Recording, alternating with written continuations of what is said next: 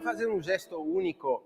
Sim, sim, sim, sim. Pensem num gesto assim, sorriso. Sorriso na corda. Eu sou Emanuele Baldini. A partir desse ano, sou diretor musical do Sfera Mundi. É convite que aceitei com muito entusiasmo, sobretudo porque é um convite que veio diretamente dos músicos, e quando o desejo vem a partir dos músicos, isso já é uma base extraordinária para poder começar um trabalho juntos, fazer música, criar música e construir uma identidade num grupo musical como o Sfera Mundi.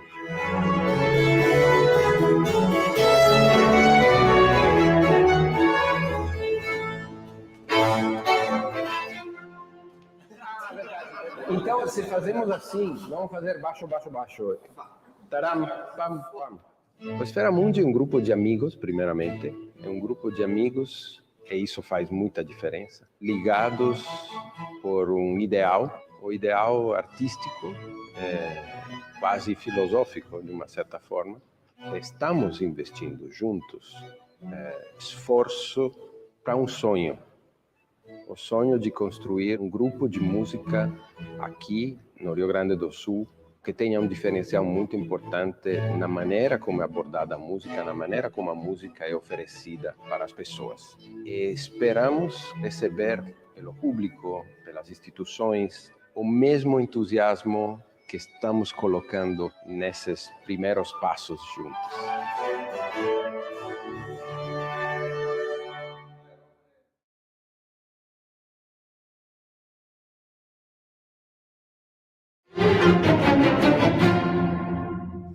Olá a todos, sou Emanuele Baldini, diretor musical do Sfera Mundi, e quero anunciar um festival muito especial para homenagear os 250 anos do grande Ludwig van Beethoven.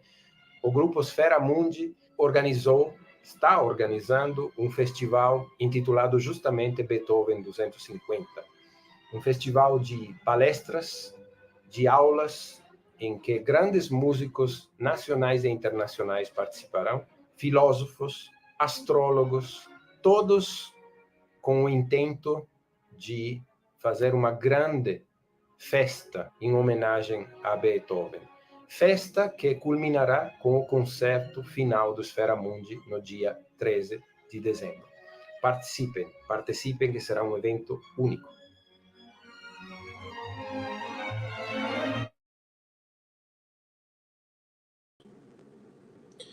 Olá a todos, eu sou Emanuele Baldini. Eu estou muito feliz hoje porque teremos um encontro muito especial, com um argumento muito especial. O encontro será com o grande pianista e maestro Ira Levin. Será em inglês porque o argumento é tão complexo que ele achou que poderia se exprimir de uma maneira mais aprofundada em inglês. Então, eu já vou anunciar para vocês que, num segundo momento, publicaremos esse vídeo com a legenda no nosso canal. E o Ira Levin é atualmente diretor artístico do Teatro Municipal do Rio de Janeiro. Se encontra, acho, no Brasil, já perguntaremos para ele, se encontra no Brasil. Eu me encontro em Porto Alegre por um ensaio justamente com Sfera Mundi, mas não quero perder mais tempo, eu quero dar warmest welcome to Maestro Ira Levin. How are you, Ira? I'm fine, Manuel. Are you? Fine, thank you very much. Are you in Brasilia? In Brasilia. In Brasilia. Yes. Look, first of all, I am very happy. Thank you for your participation here. Well, after the concert you conducted with OSESP a few weeks ago, we we had many conversations about interpretation, about many deep matters in music and art. So today we can share a little bit of this. The argument is of course the Beethoven symphonies,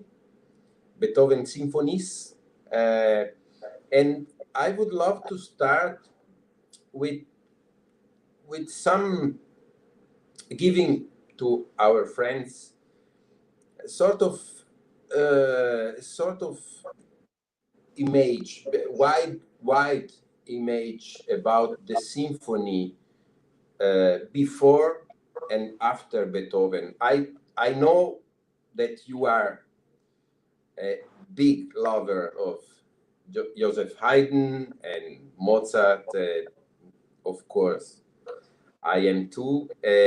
We already spoke a lot about this, but how was the symphony as a musical form before Beethoven or immediately before Beethoven? Well, I mean, immediately before Beethoven, of course, we had the greatest examples were Haydn and Mozart.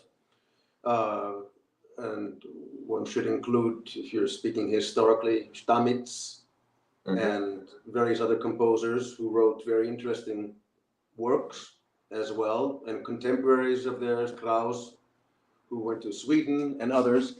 But I mean, basically, the development of the symphony as we know it is amazingly, basically, Haydn's. I mean, you know, there are, as I said, many great examples, contemporaries. Johann Christian Bach wrote some interesting symphonies. Carl Philipp Emanuel Bach has some great symphonies, but they're comparable to the earlier symphonies of Haydn, for instance.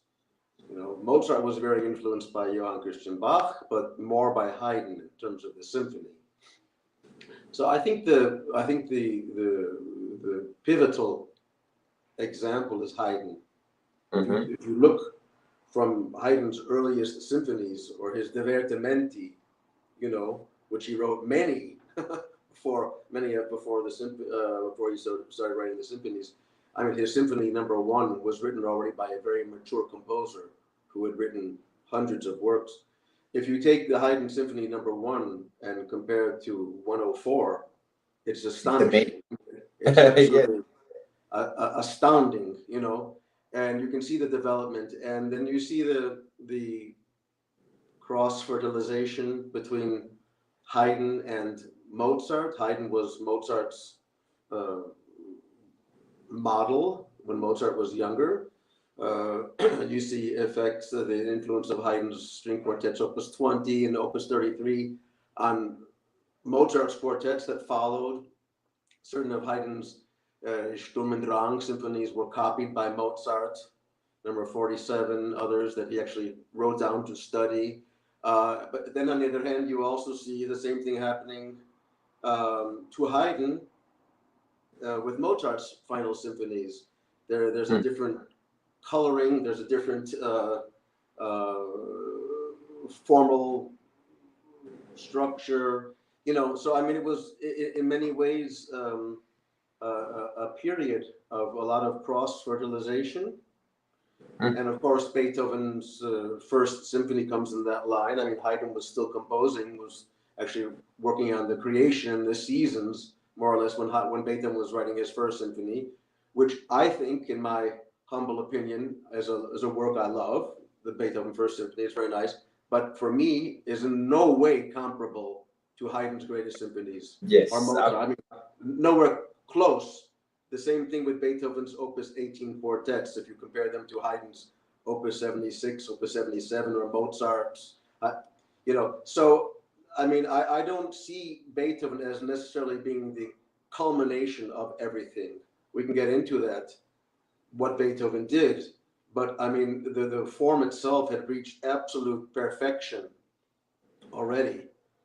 And even if you were talking about like the tonal expansion of the Eroica, which is its main, you know, the tamaño, the size of it, but it's based on a tonal expansion of slow-moving harmonic motion. I mean, there's not a lot of modulation.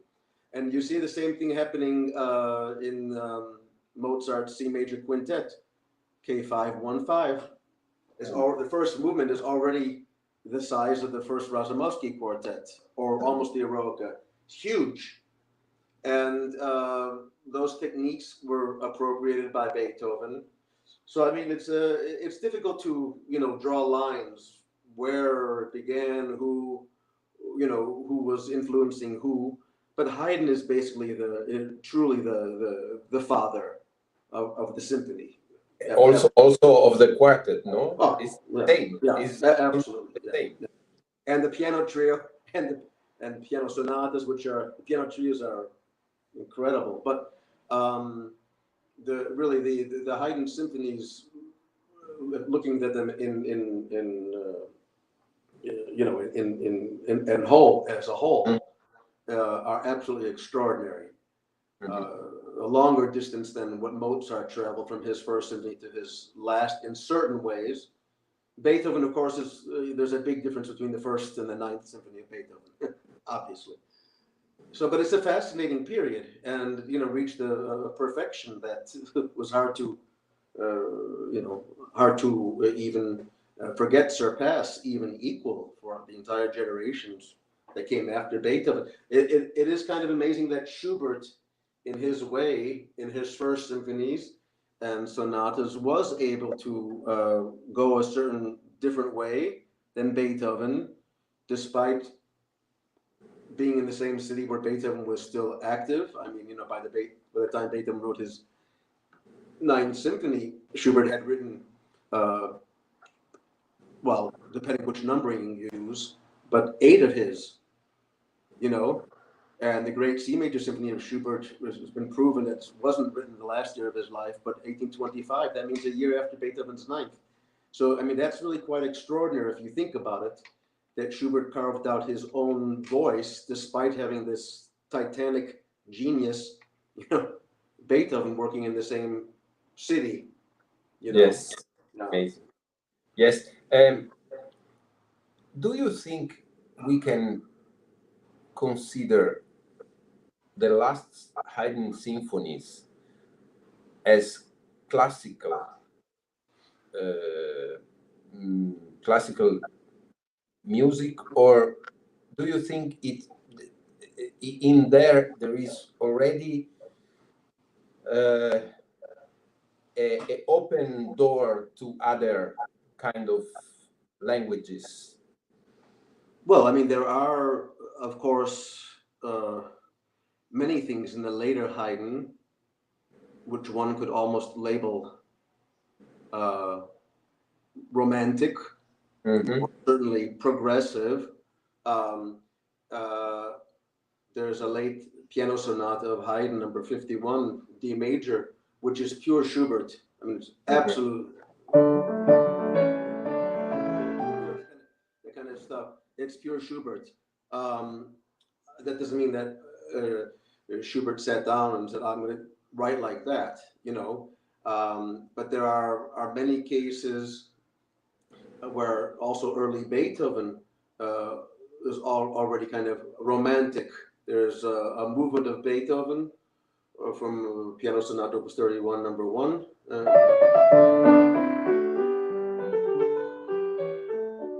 Which is actually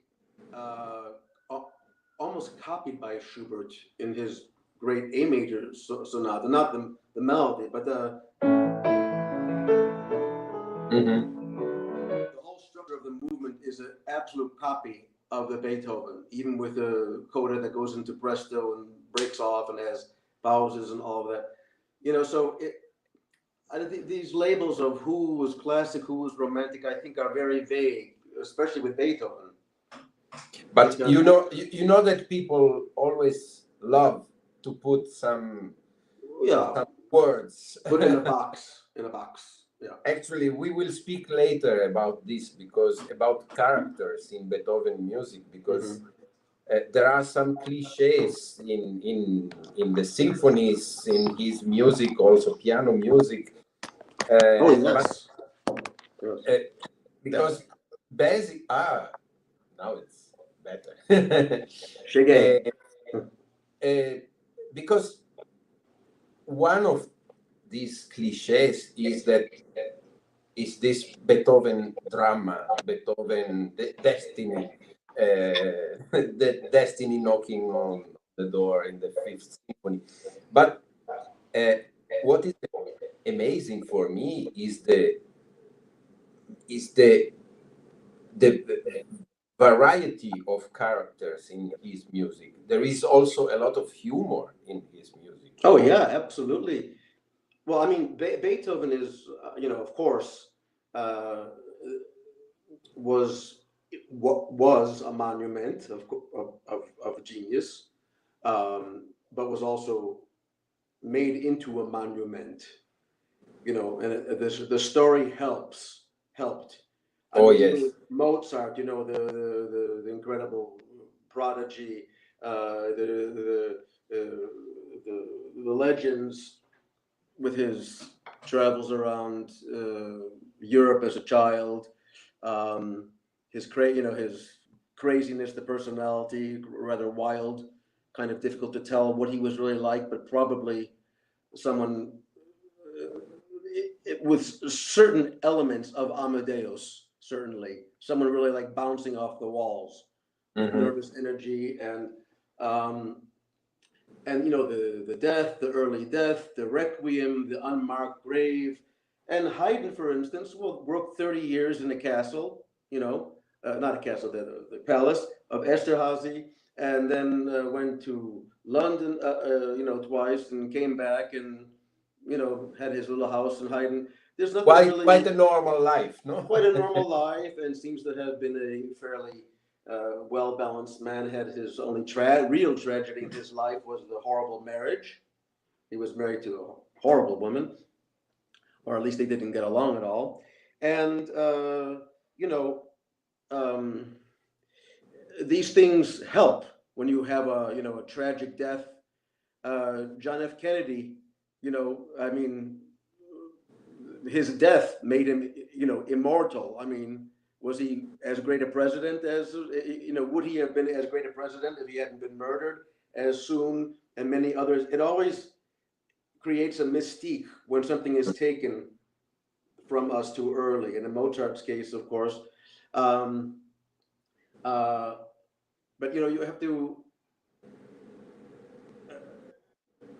you mentioned the fate, yeah? But that's also used in another work by Beethoven.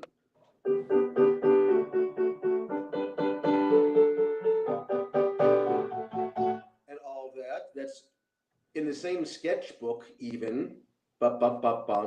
And that by itself is also nothing new. Haydn,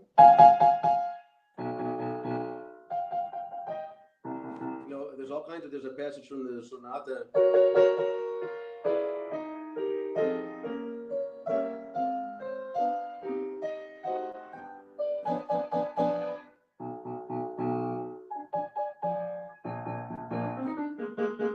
I mean, it's nothing new. Haydn, there's at least 2 symphonies that use the fate motive of the Beethoven Fifth Symphony. I'm not saying that they have the same kind of power in their context that the Beethoven does, but the idea is not new. And Haydn was always doing things in quartet and using that, constructing edifices around that. That's how Haydn worked. So I think all these labels of who started and who was greater and all of that are very, very suspect. In Beethoven's Second Symphony, maybe the most impressive part of the Second Symphony, in a way, is the coda to the first movement. And that's taken almost literally from the chorus, "The Heavens Are Telling," in the Haydn Creation. Yeah. kind of progression, it's in Haydn, you know, which was written just a couple of years before, actually, the Beethoven. So it's a fascinating subject, you know. But Beethoven, of course, because of that whole history and the deafness and the incredible stories about him, you know, leaving his, you know, cocoa on the piano and showering and throwing eggs at servants and crazy, and it all fit into the picture of the kind of suffering mad genius, and that led into the Romantic era, you know, where everyone was kind of crazy. Schumann, you know, went mad. Liszt was, you know, a diabolical performer. Chopin died young of consumption and had that crazy affair with George Sand, you know, became more romantic. And that began with Beethoven. So I think in that sense, Beethoven was in a way, the beginning of Romanticism, you know. Until now, we spoke a lot about things that Beethoven took and developed from previous models, like Haydn. But what really, musically speaking, what really Beethoven did completely new? There is something. Well, many things, of course.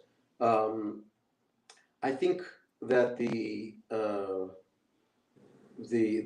concept of new, the linear thinking of music history is wrong. You know, one led to this, one led to this. Wagner wrote whatever, and that led to Schoenberg, and then Schoenberg led to this, and led to Webern, which led to whatever, which led, you know, and we know that it's not necessarily like that. There were composers in Beethoven's time, like Reicher, who were doing much more radical things than Beethoven. I think I even said to you recently, the Preludes and Fugues by Anton Reicher, whom wind players know because of the quintets. But this guy was writing, there's pianos and preludes and fugues for piano, which are just amazing. Totalmente fora, you know, just loco out there. And the Quartetto Scientifique, and crazy things. So, I mean, even around those times, there were people who were much more radical, you know, writing a fugue with no key signature in 5/8. You know, I mean, so you could say, well, Reicher was much more radical than Beethoven. I think what Beethoven, when Beethoven started becoming finding his own voice, which was pretty early, and not in the symphonies. I think the greatest early Beethoven is in the piano sonatas, Opus 2, 4, and 10, and in the string trios, Opus 9, especially the C minor, which is, I think, greater than anything in the Opus 18 quartets. And then that's already a different voice than Haydn. There's a kind of a roughness to it. There's a broadening of the structure. There are more, well, I wouldn't say more formal experiments, because Haydn, I would say that Beethoven and Haydn are legado, and Schubert and Mozart are legado. And what I mean by that, I think that Schubert and Mozart, despite having written enormous amounts of instrumental music, were basically vocal composers. Yeah. You know, I mean, if you're playing a Mozart piano concerto and you don't know the operas, stay home. Absolutely. Just stay home. You know, I gave a bronco to someone the other day here, played a Mozart concerto for me. I asked him, so do you know Figaro? No. I said, do you know Così? No. You know this? No. Ciao. You know, I'm not even interested. And because all of Mozart's main production was vocal. You know, I mean, he was basically after opera commissions and all of that. But the whole manner of writing, you know, Haydn also wrote many operas, which no one knows. Of course, people know the oratorios of Haydn, but Haydn is mostly remembered for his oratorios, the two oratorios, but otherwise for the quartets and symphonies and some of the sonatas and trios. Beethoven wrote vocal music, but we all know that he wrote in many, largely horribly for the voice. I mean, the Beethoven Ninth Symphony is, you know, that cadenza, and for the four soloists is just, I've never heard it in my life sung well. And parts of the Missa Solemnis with the et vitam venturi,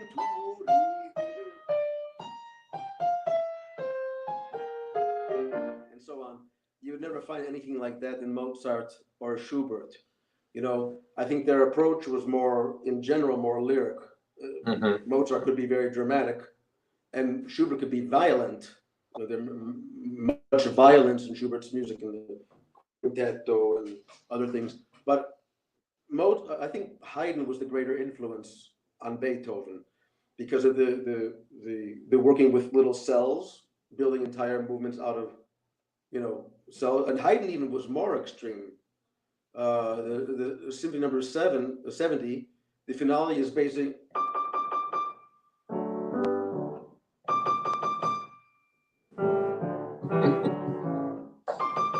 I mean, you can't get more radical than that, you know. And Haydn has a certain angularity to his writing. He's never, ever sensual. And Beethoven also is never sensual. Whereas Mozart's dripping with sex, you know. Yeah.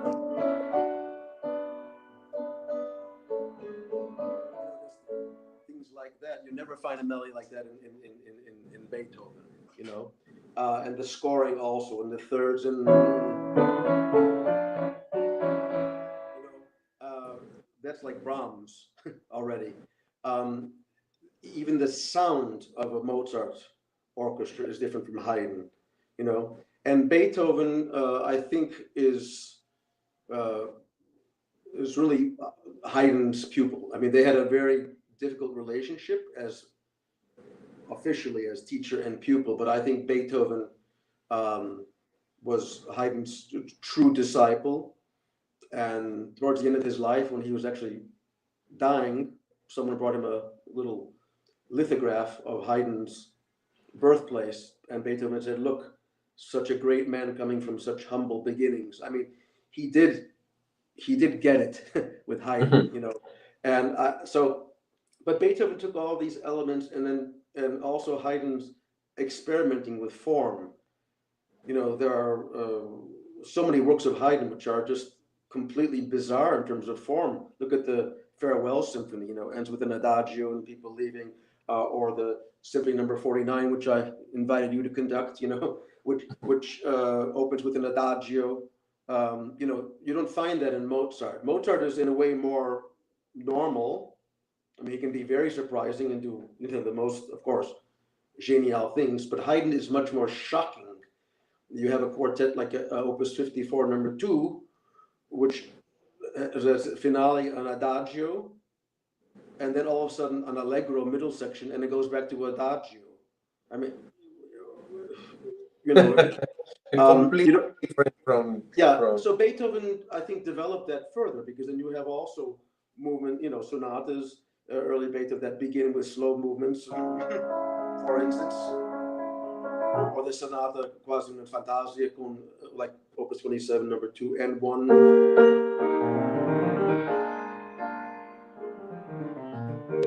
Yeah, those are formal experiments, which I think would not have been possible without the example of Haydn, you know. So Beethoven expanded on that. He expanded the structure, especially in the first Razumovsky quartet, in the Eroica. Then they give these enormous movements, you know, 15, 16-minute movements. The tonal landscape is much wider. not harmonically. I mean, Mozart and Haydn could be much more chromatic than Beethoven. But Beethoven, of course, then the way he used his materials goes way beyond Haydn and Mozart. I mean, a work like the Grosse Fuge, which still sounds modern today, you know. But you see Beethoven's works getting kind of more and more experimental, especially in his first period and in his last period. The middle period books are more kind of normal. You know, all the most famous Beethoven works, you know, have the standard, you know, allegro, andante, scherzo, finale kind of thing, or 3-movement sonatas. But very rarely do you have these experimental things. But once he gets to Opus 101, Piano Sonata, or Opus 90, which is only 2 movements, which is also in Haydn. You have that often in Haydn. Never in Mozart. Mozart is always more normal.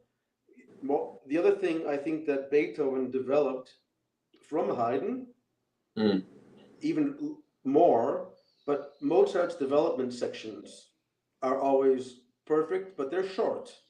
You know, sometimes it's only 36 measures or 40 measures in a movement of, you know, several hundred. Haydn's development sections sometimes go on longer than a Mozart movement. You know, I mean, he takes his material and really develops it. So Beethoven took that to the next step. He took all these things to the next step. Less in the symphonies. I mean, the symphonies for me are in many ways, I mean, they're wonderful, you know, of course, but in many ways, with a few exceptions, less interesting because they were written for public consumption, whereas the sonatas and quartets were written for private, you know, circles. There weren't concerts back then. Or they were in the home of some wealthy person, or the palace of Lichnowsky or Lobkowitz or whoever, but they weren't concerts. The concertos and the symphonies were public affairs, and not the place for the deepest thoughts, for the more radical thoughts. But I mean, once you get into the late Beethoven, you have completely radical structures, or a work like the Hammerklavier Sonata, which is all based on the interval of a third, which is, I mean, the whole sonata is based on the third. All the modulations are based on the third. All the movements are the progression. Haydn never went that far with anything.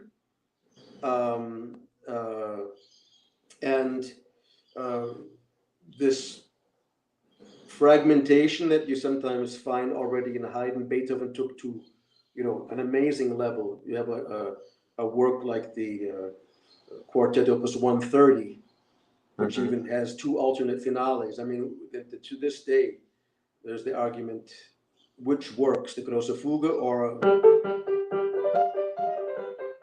some find that that's too light for such a heavy quartet. But what exactly does that quartet mean? You know,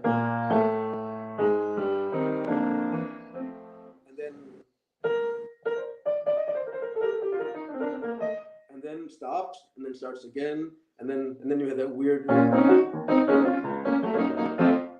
then the third, and then alla tedesca, then the cavatina, then you have a 16-minute fugue. I mean, this is maybe the most radical work of the century in many ways in its original form. But I think the seeds of all of that were in Haydn, or sometimes where Haydn would do things with humor, you know, where you have really wild things going on. You know, the Symphony Number 60, the Distratto. I mean, it's the weirdest symphony of the century. It's a 6-movement symphony. It's wildly, you know, it's like a description of it would sound like a Mahler symphony. 6 completely different, crazy movements, but also in the movement, what goes on with the finale.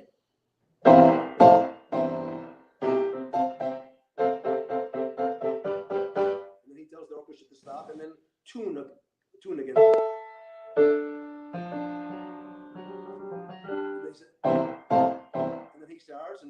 for a bit, and then all of a sudden, and so he's all over the place. You find that then in late Beethoven. That's exactly what Beethoven do. The fragmentation becomes then a technique, and you have the wildest things being combined. You know, German dances with the most moving cavatina, imaginable, and then or the Quartet Opus 135. You just told me that you were working in a Musa Sein, and then this weird little finale, which it's not really funny. It's kind of weird. It's like an E.T. Hoffman, and or in the Serioso Quartet, which you have as your beginning. And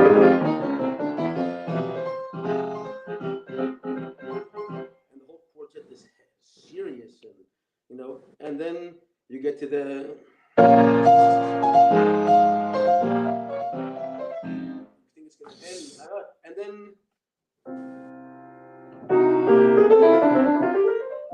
it goes off into the. So that I would call Haydnesque. Mm-hmm. That's the kind of thing you get in Haydn. Like, oh, it's all a joke, blah, blah, blah, blah. And it's like someone giving you a raspberry. I don't like that. Really, you think this quartet's serious? It's really like that. Mm-hmm. So you don't find anything like that in Mozart. Mm-hmm. And Beethoven had this, like you said before, this wild sense of humor, which he called unbuttoned. Since it was kind of a crude, but very earthy kind of humor, and you find that in his music, and of course in Haydn you have humor, a lot of humor, but humor, a very profound kind of humor. So we have a question here. Actually, you were speaking about fragmentation in the last Beethoven. I think it's quite close to what Marcio is asking. Yeah. What do you think? I think.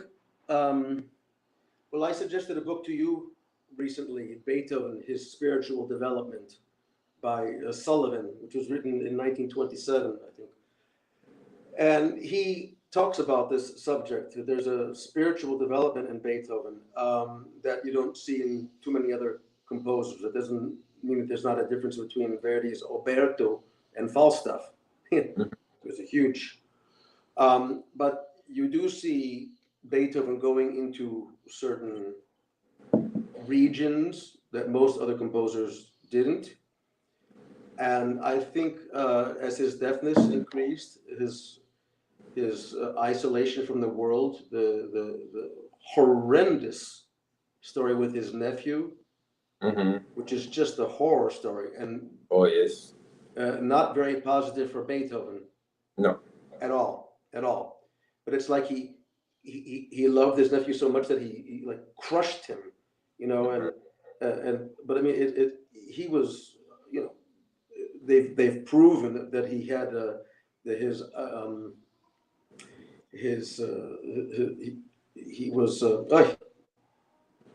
lead levels were 36% above toxic.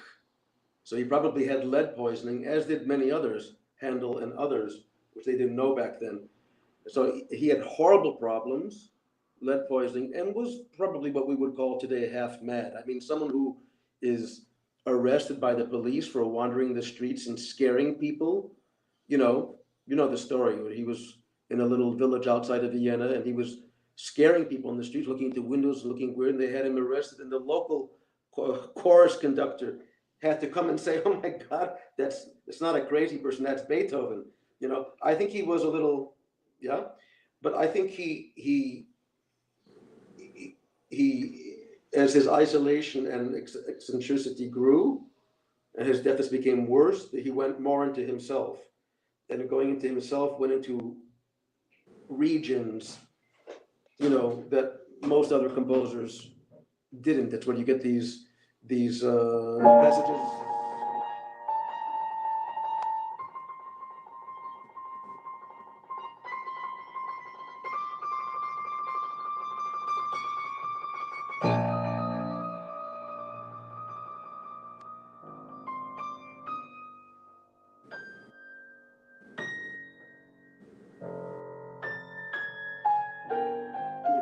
That's someone who's left the planet, or like your favorite moment in the Opus 127, yeah.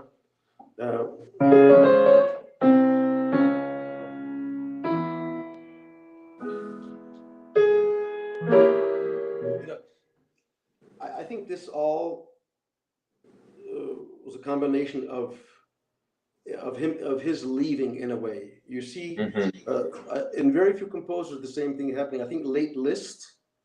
I mean, people say, "Oh, I don't like Liszt." Well, what don't you like of Liszt? Oh, the Hungarian Rhapsodies. Yeah, but he wrote 1,200 works. I mean, okay, if you don't like the Hungarian Rhapsodies, but he wrote his late works are Debussy and Bartók already, but 30 years before, and some of them have horrendous, in 1882, and Liszt was very depressive the last 10 years of his life. He had this fantastic career. He was probably the greatest legend of the century, maybe even until today. But he basically spent the last 10 years of his life wanting to die and always thinking about dying and suicide and all of that. And I think when you get to that point, if you're a genius, it's not something that you're consciously trying to express. I would say to Marceau that I don't think that Beethoven was trying to express anything. I think he was there. Not like I'm going to sit down and say, okay, I'm going to sit down and write something fragmented and otherworldly. No. Mozart did that a little bit towards the end, I find, and sometimes in the simplest music. As is it in Beethoven. Often it's the more simple things where you just leave. I think one of the most mysterious passages in Mozart is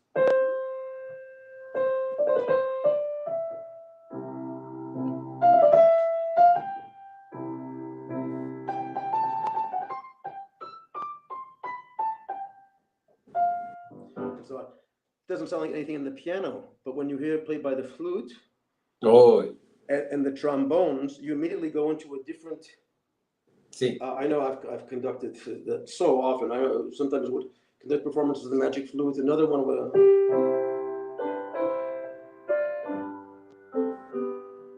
and when the three boys come in, the voices, I always went somewhere else. I mean, even while I was conducting, I was like, and suave si al vento also. Yeah. So Brahms didn't go there.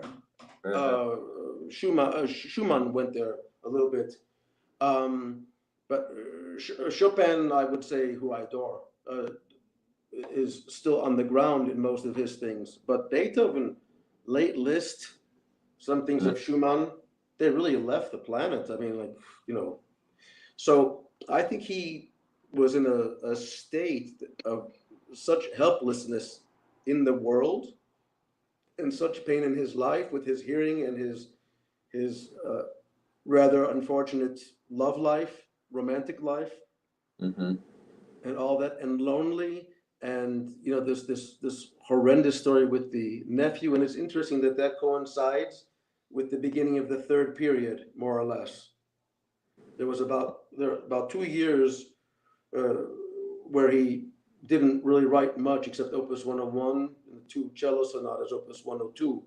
But they're already like late Beethoven. And that was the period when all that stuff with his nephew was starting. And it's interesting that came right on the tail end of his absolute epitome as a popular composer, which was 1814, for which he wrote Wellington's Sieg, Wellington's Victory, and Das glorreiche Augenblick, the glorious moment, and all of that, which are among his worst pieces. I mean, if anyone other than Beethoven had written them, you go, what a lousy, que porqueria, you know. You know, and then that comes between like the G major sonata, you know, the last violin sonata, the Archduke trio, and these third period works. And then he writes this nonsense, you know, but those were his most popular works. Wellington's Victory was his most popular work during his lifetime. So, I mean, you know, there were not many people back then who were going with him in those late quartets. I mean, it wasn't like people were going, oh, someone's playing Beethoven Opus 132 tonight, let's go. No, you know, they were not understood or even much played until the next century, you know. Even the Razumovsky quartets were considered the work of a madman in some quarters until the 1880s, you know. Yes. So I think Beethoven just was there. I think he just was there, and he, you know, that's what came out. I want to be, we have another question here, and then I want to start another subject. I want to start to speak a little bit about interpretation in Beethoven.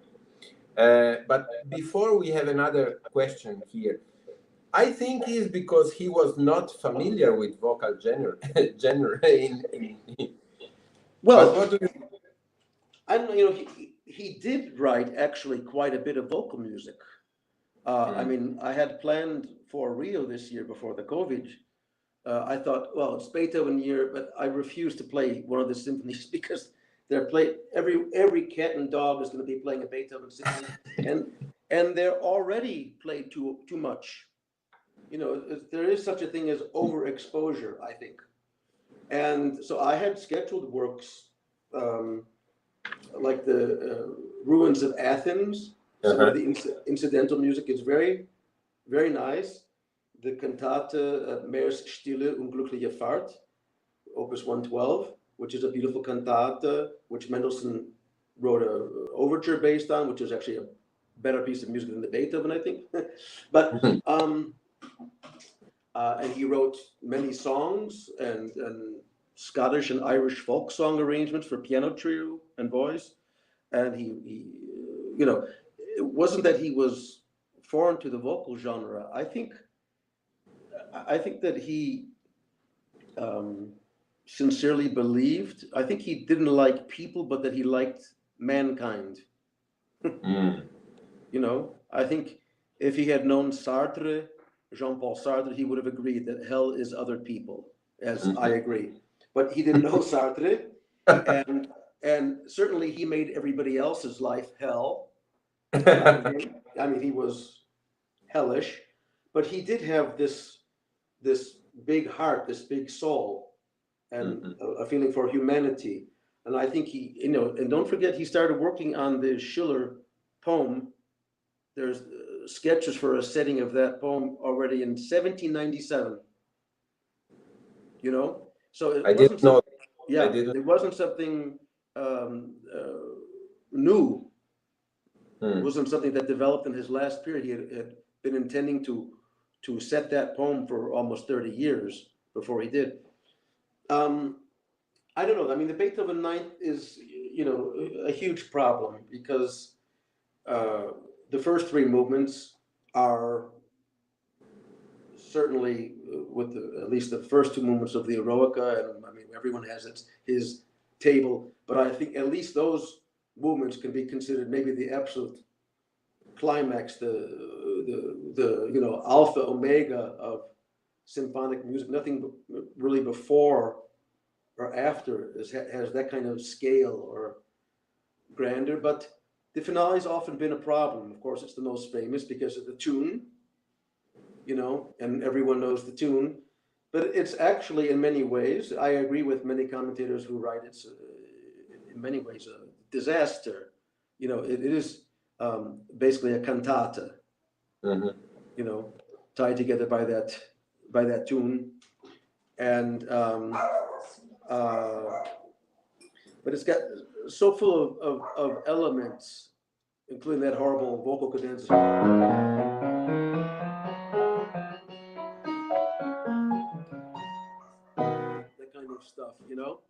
Excuse me, my wife needs the car keys. Say hi to everybody. Hey, Claudia. Sorry. Prazer. Just the car keys, just a sec.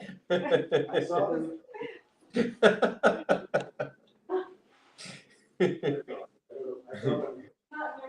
Maybe in the Essa foi a cerejinha. So disculpa, mas the finale is, you know, kind of a mess compositionally.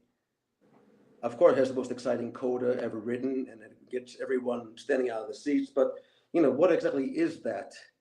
And Wagner then claimed that Beethoven felt constricted by the symphonic form, and that was his, you know, way of kind of going beyond the form, the same way he was going beyond the quartet with the grosse fuge, or the piano sonata with the Hammerklavier. Those are all works that are on the limit, or the Heilige Gedankgesang from 132. Those are all works that are, you know, pushing the border, you know. And the proof is that no one else in the entire 19th century went down that road. I mean, there's nothing comparable in Brahms, or certainly not in Mendelssohn, or even in, you know, even in Mahler in a way, you know. I mean, he really went. So I think the Ninth Symphony is a real problem to decide what it is.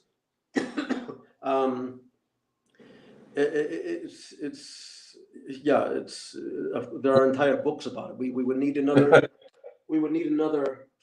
another chat, you know, about yes. it. No, I want to now to in this last part of our conversation, I want to speak a little bit about interpretation. Actually, I want to suggest for our friend another book that you suggest to me. Fantastic. I just finished 2 days ago.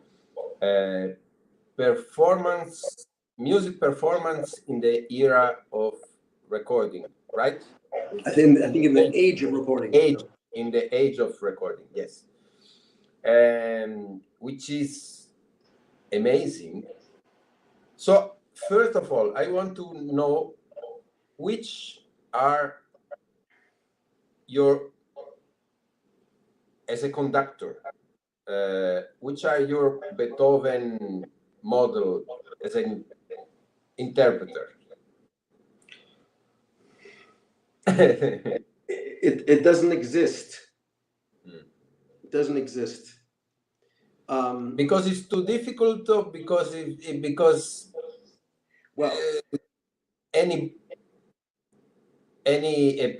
each one of us has his own idea about this music. Well, look, this would be a 4-hour conversation. Yes. Okay. We have, you know, what do most people base their approval or disapproval of a performance on? Whether it follows their favorite recording or idea of the piece.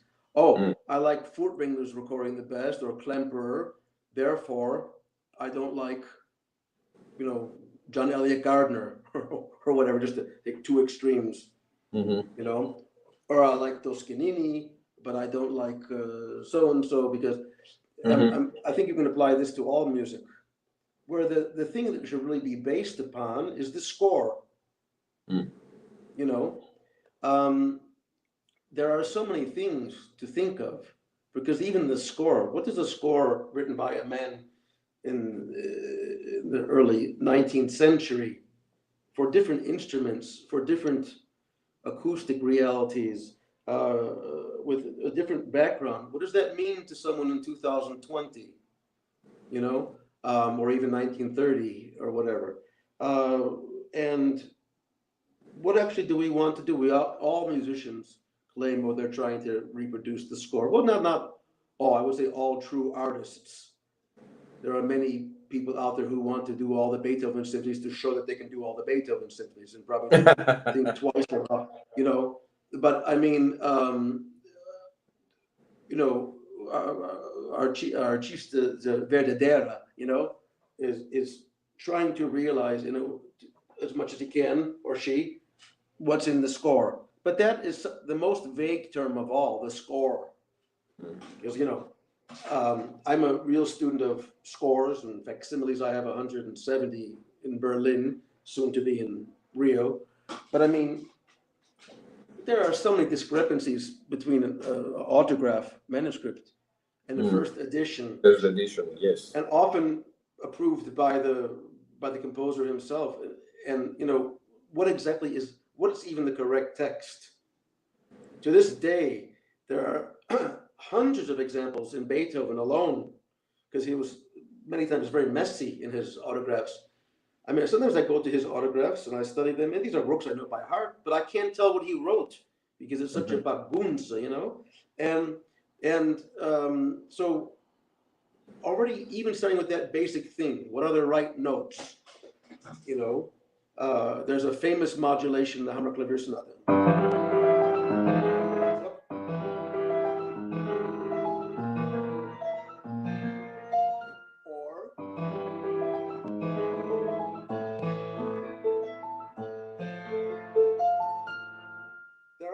Books about that, which one's correct.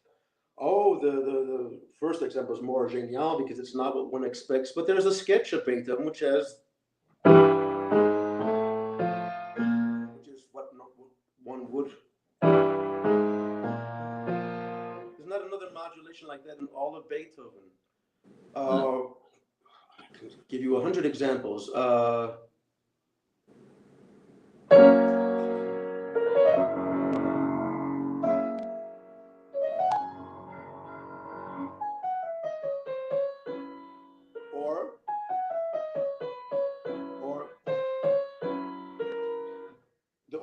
Different from the editions. So we're already starting with just notes. What's the right note? Please tell me what the right note is first, okay? And then we have so many other variables. So, and then traditions that come in, you know, after Wagner wrote his essays about conducting, and there was a whole generation, or I would say the people like Furtwängler and other German conductors, something like Mengelberg, who would follow what one would call a more subjective approach. I would call it more free approach, as Wagner suggests that you slow up a bit for a second theme, you know. Others say absolutely not. Mendelssohn went straight through. So who's right? I mean, Mendelssohn was also a genius. I mean, and, you know, knew many people who knew Beethoven, which Wagner did. I mean, Mendelssohn was really, even owned the manuscript of some of the symphonies. I mean, you know, who's to say which one's right? So, I mean, this goes back already to Wagner and Mendelssohn. Again, then you have people talk about Toscanini and Furtwängler, but even in Germany, when people talk about the great German tradition, that's the biggest bunch of, bullshit, because there are so many different German traditions.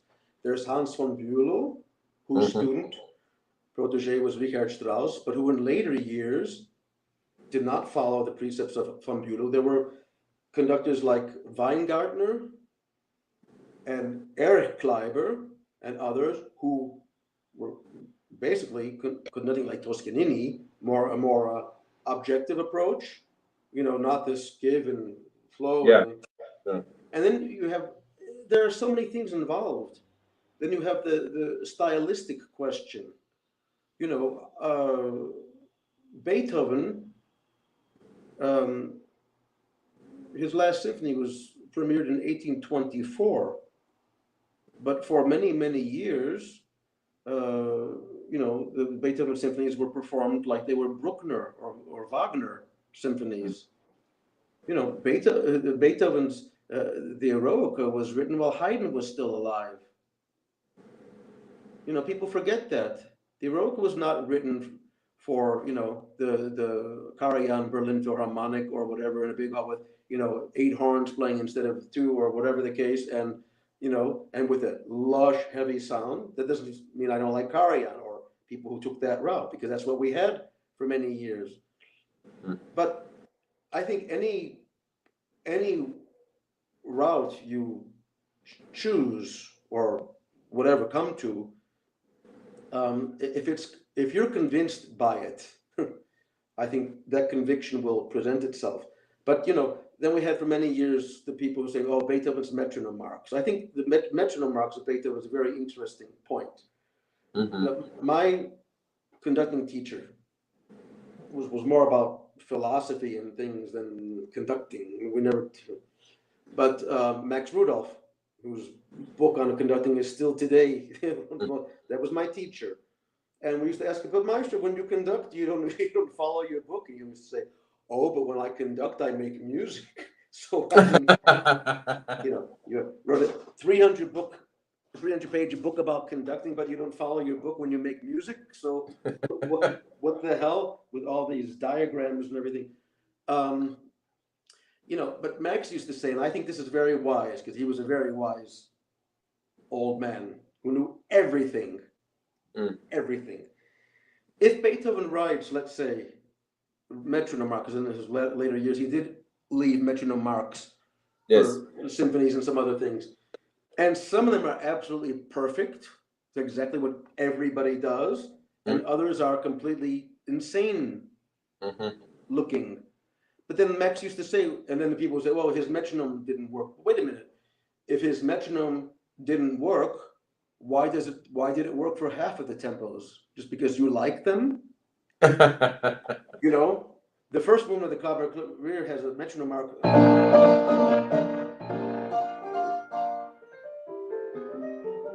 It's a, you know, okay, we get the impression, you know, I want this impulsive, I want this, all that, but not.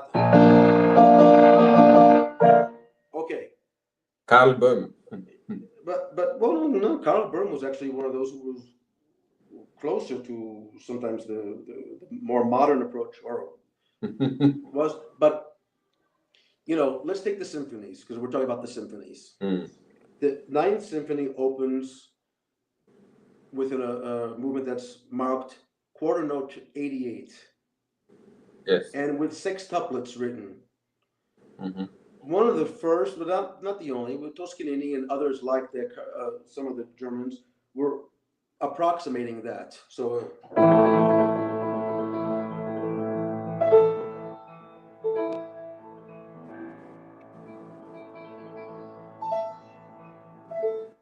and then some of the more mystical Germans said, "Oh, you're not understanding it. You know, there shouldn't be clear sextuplets. It should be something primordial, coming out of the whatever." So, like, you know, Furtwängler said, "What's he?" Toscanini would show up and go 1, 2, da da da da da, like that, and Furtwängler would kind of let it happen. But Furtwängler and others along those lines took the first movement like around 40 something. Okay, I'm not going to start sitting there with a metronome. I'm not a shot, you know, sitting with the metronome. I'm not a music geek. But Max used to say, if Beethoven writes 88, and there's a sketch by Beethoven, that's why people have to be informed and not just listen to this bloody recordings of other people doing it, but be informed and make up their own minds about how to do it. There's a sketch of Beethoven on which he writes Verzweiflung, which means despair.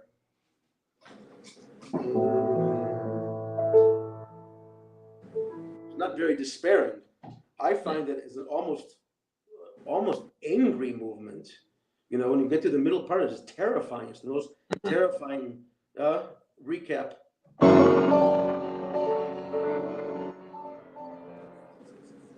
Mad. If you're doing it like this mystical thing, but that's more Bruckner and Mahler.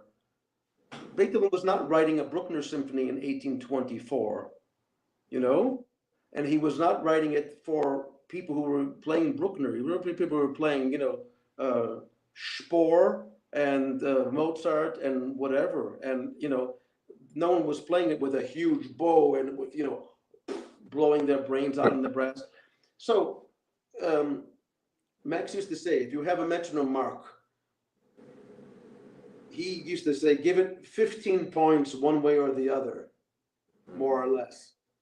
As long as you maintain the character that is implied, you know, not, oh, I'm going to do it this way because that's how Klemperer does it, or that's because it's the way Roger Norrington does it, or then you're not, then you're, excuse me, then you're a mea idiot, you know, I have to be blunt, you know. I remember when my very first concert in São Paulo as music director of the Municipal, I did Beethoven 9. And the first part was a huge Reger Psalm, number 100 for chorus, and the second part was the Beethoven 9. And I remember a review came out, not a good one. The praised the Reger because no one had ever heard it before. No one knew it. That was fantastic. But the Beethoven was this, the Beethoven was that. And when I got to the first rehearsal, I already knew what I had to do with the orchestra. I had a certain concept in mind at the time. And I was a man who got my concepts through, you know, and there was a lot of opposition. They were used to playing, you know, for instance, in the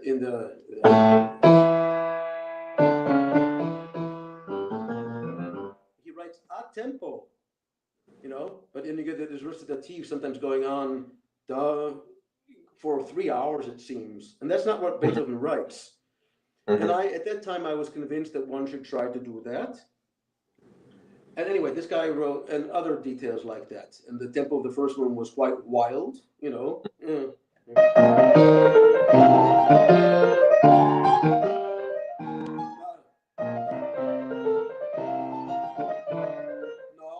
We did. It was possessed, you know.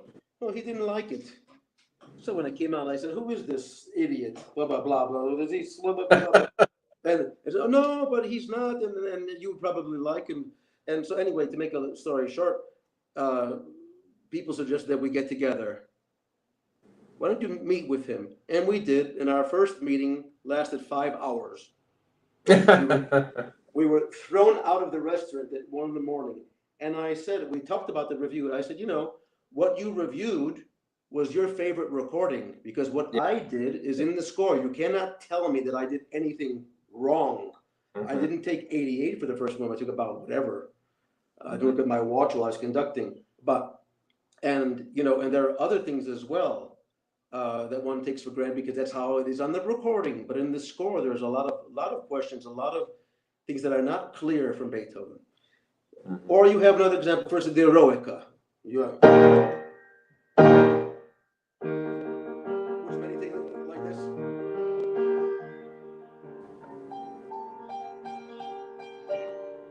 In 3 and let it fine. Okay. I just heard a recording the other day, a live performance with Cell with that tempo. It's just incredible.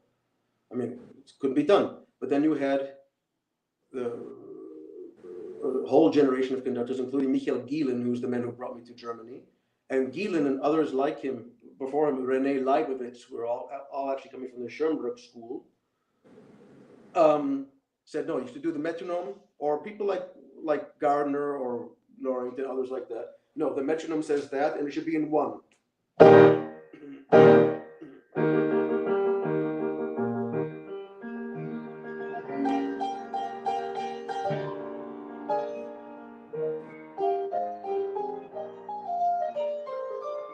so on.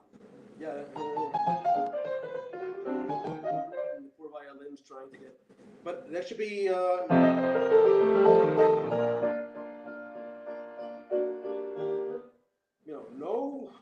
No time, and that was considered like being radical because Beethoven wrote that in 1, but it's not terribly convincing after 15 minutes. So put a metronome there in front. You know, there's no time. No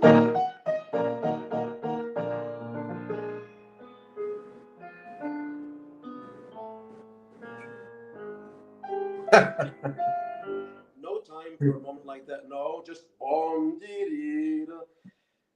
So, you know, I, as a performer, as a pianist, my kind of heroes, my models in a way, were the great romantic pianists of the past. My piano teacher, my master, Jorge Bolet, who was one of the great pianists of the century.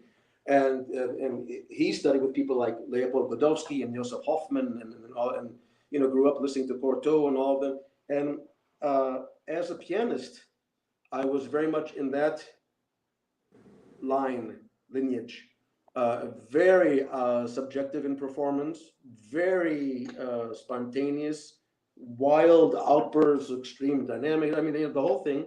And as a conductor, I was at the beginning kind of more like a Toscanini mold or Mavrinsky, in Russia, and this kind of thing. And now that I'm an old man, I've these have come together.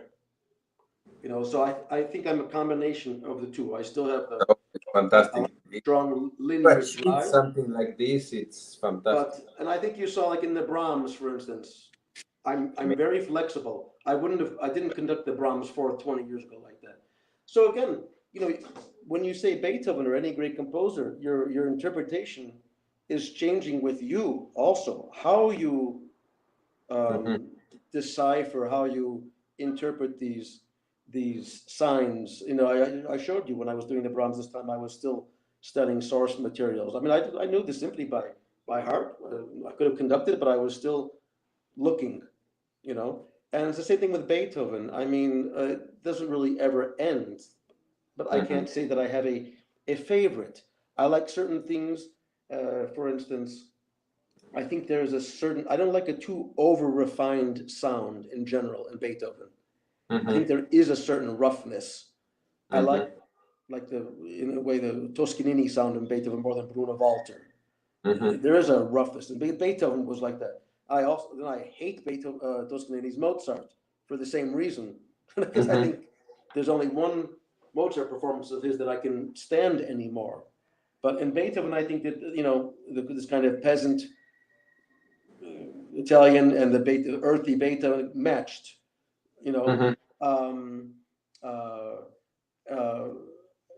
And it depends what kind of sound you want. I'm very much against the over thick, over heavy Germanic sound, which some people claim is the German tradition, which is the biggest bunch of nonsense ever. So it's very complicated, and you can say the same thing about any composer, but in Beethoven's case, I just ask your viewers and the younger people to remember that don't form your opinion whether a performance is right or whatever, because you have your favorite recording of it. It has to be from the score, and there is no right, and it has to be based on informed information, not just, you can have your preference. I love many performances of things which are completely different from what's written in the score. So again, these are all very, very complicated questions. And then the whole thing of your own personality comes into it. I'm a different person than you are. We all have our own. It's all filtered through us.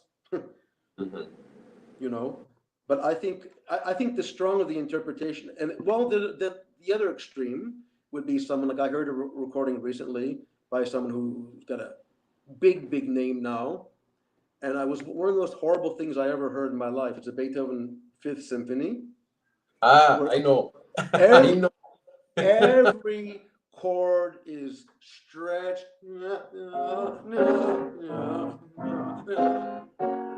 I can't listen to it. It's like it's like a collection of grotesque effects. But some people go, "Oh, but he's breathing new life into Beethoven." Well, I don't think that's necessary.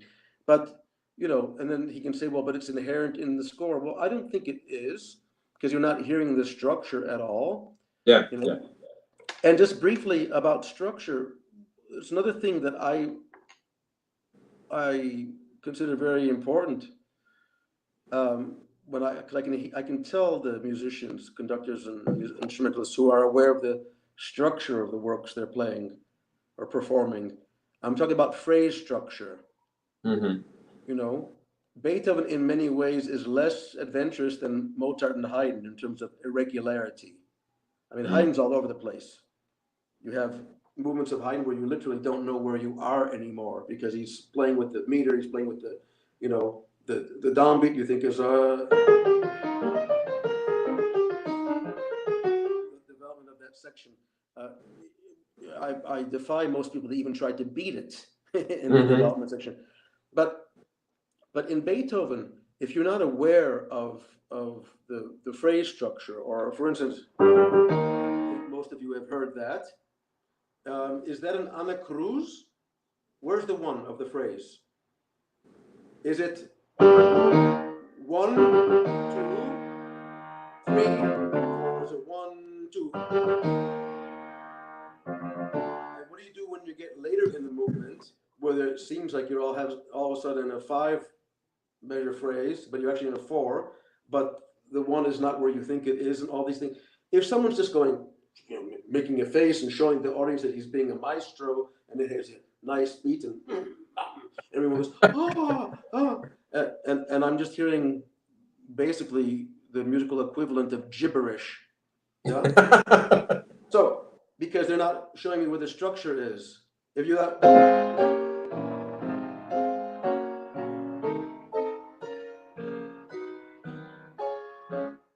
but is that 1, 2, 1, 2, or is it 1? And then it ta-ta-ta-tum, and then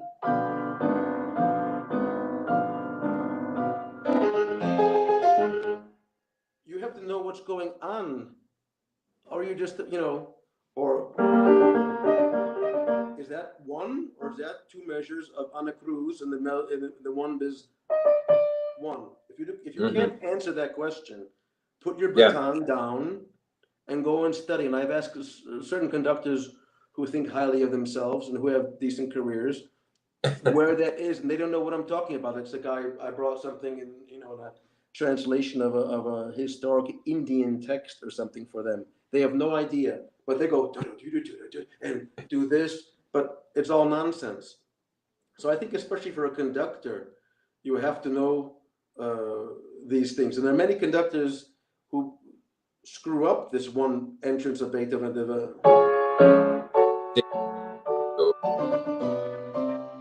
they get lost. Well, where am I? I'm in the 8th measure of the phrase, or the 9th. And if you don't, sometimes they get. I've seen one big conductor give that cue 1 measure early,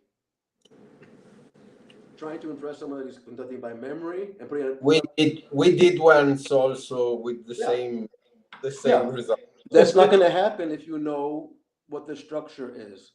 Yeah. And I think that's very important in Beethoven, well, in all music, but Beethoven, very, very important. And where exactly is the 1? You know?